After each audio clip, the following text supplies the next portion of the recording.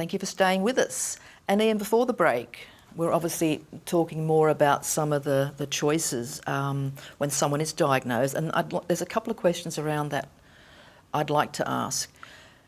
If you were someone now, whether it's a woman or a man who was diagnosed with cancer, I know there's different forms of cancer, it may depend on where in the body. There's a couple of things. I've heard, for example, that if people do choose chemotherapy, and we're being very careful here to make sure we're not saying to people, don't do it, because it's all needs to be evaluated. But I have heard that if people choose chemotherapy and then go the natural route with healing cancer, it may slow down that process of the more natural way. Is that true or not? What happens to the body when it undergoes chemo? Well, there is this problem, Robyn, and just the way you're framing the question I think is great, because there's a real sense that we're heading into some sort of taboo territory. And I think one of the problems with what's happened recently in cancer medicine is there have been these areas that have almost had taboos put around them.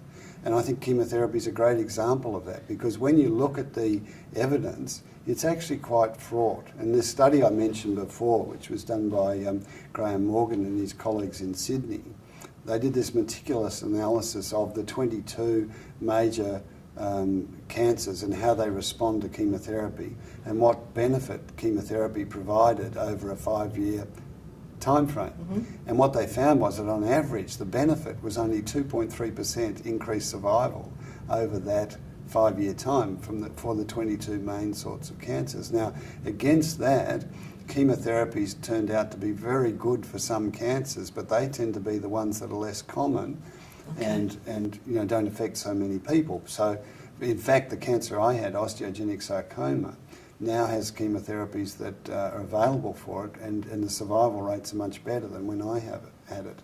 So that's one of the success stories. But taken overall, chemotherapy has this quite marginal benefit. And I think because of that and the sort of defensiveness of all the people that are caught up with using it, and because of the hope that people had that there would be a simple answer, there would be a simple drug that would treat cancer, it's almost like there's a reluctance to say, well, can we actually look at this a bit closer? And if we start to question it, are we doing something naughty? And it's very difficult. It's particularly difficult to have these conversations with people who have already got cancer and who might already made a commitment to chemotherapy, to then stand back and question it. And that's one of the things, obviously, in being aware of. Okay, a couple of other questions around this. For example, is cancer definitely on the increase in our society? Because we're hearing, well, I'm certainly hearing about it more and more. Is it on the increase to, say, 30 years ago? Yes. Give us a percentage, and why? Look, I'm sorry, I can't give you the exact figures on it, but I think it's clear that cancer is primarily a lifestyle illness. And so when you think about the way people's lifestyles are going, people are eating, there's problems in the patterns of eating, there's problems in the patterns of managing stress. Most people are feeling really busy. When you're busy, you make poor choices about what you eat and what you drink, or how you manage, whether you smoke or not.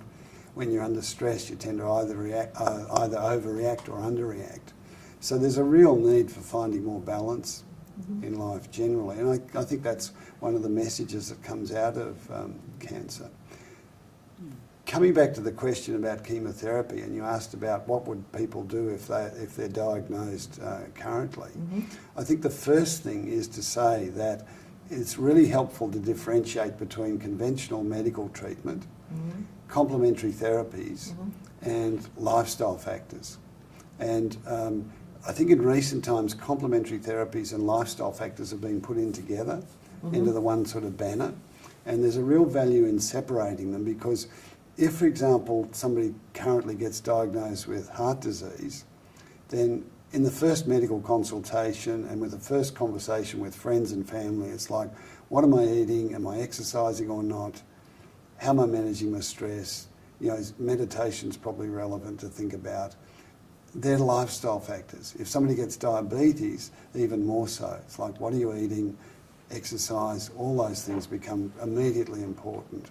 And I think it's really necessary for people who are diagnosed with cancer to have the same questions to posed and considered and help to sort them out. It's like, to my mind, at the first diagnosis with cancer, it's important to consider what's going on in your lifestyle. And at the same time, think about, well, what's the best medical treatment that's available? Are there some of these complementary therapies available that are going to be useful? And if I'm having treatment, support me through the treatment. But particularly, how can I use my own resources? You know, how can I use what I'm eating therapeutically? How can I use my emotional state to help me to get through all this and to feel better? How can I use the power of my mind? How can I train my mind so that it's more focused and it can support what I'm doing? One of the key things there, I think, is that we encourage people to think deliberately about their choices, so to be aware of the choices that they've got, make deliberate decisions, and then actually embrace what they do. So if you have chemotherapy, not to say, oh, well, I'm putting up with it, or I'm going along with it, or I'm enduring it, I can't wait till it's finished sort of thing, but to actually embrace it, which means you welcome it. So you go into hospital today, you're having chemotherapy, thinking this is a good day. You know, I'm getting something that's going to do me good. And at the same time, you think, well, how can I eat so that, you know, the chemotherapy, if there are side effects, they're minimised? How can I use my meditation to, you know, use imagery so that I can work with the treatment and get the best out of it? So that it's based on deliberate decision making and being clear about what you're aiming for and supporting it as fully as you can. Okay, so someone, for example, goes to the doctor tomorrow, gets a diagnosis, or someone they know and love. Can they ring up your foundation? Sure, yeah. I mean, what's your website? The website's just gawler.org. Gawler? Yeah, .org for organisation. And we've been running residential programs for 20 odd years, and so a lot of people come from around the country and do, with the cancer work, we run a program called Life and Living, and it runs over 10 nights, 11 days. And it basically takes people through this lifestyle-based self-help approach that we've developed. We also run that program in a similar with similar content through a 12-week program where people can come once a week. And more recently, we've been training people and endorsing them to run that program in other places. We run it through the foundation I work through in Melbourne and at our residential centre in the Yarra Valley. But then other people now are being trained, and we support them to run it well in other places. So I've got another training coming up for that in a few months' time. I'm particularly keen to get some people from Adelaide to take up on that. We've got people running it well in pretty well all the capitals. We've got some more people already coming along to the training from Sydney this year. So we're trying to get it out more widely. And that sort of weekly meeting needs to be locally available to people. You know, it's ideal if you can travel just a short distance to get to that, get that ongoing support. Yeah. But that's really nicely balanced by coming and doing the residential program and doing that more intensively. Okay. We're going to take a break, and then we'll come back for our last part of our conversation with you. Stay with us.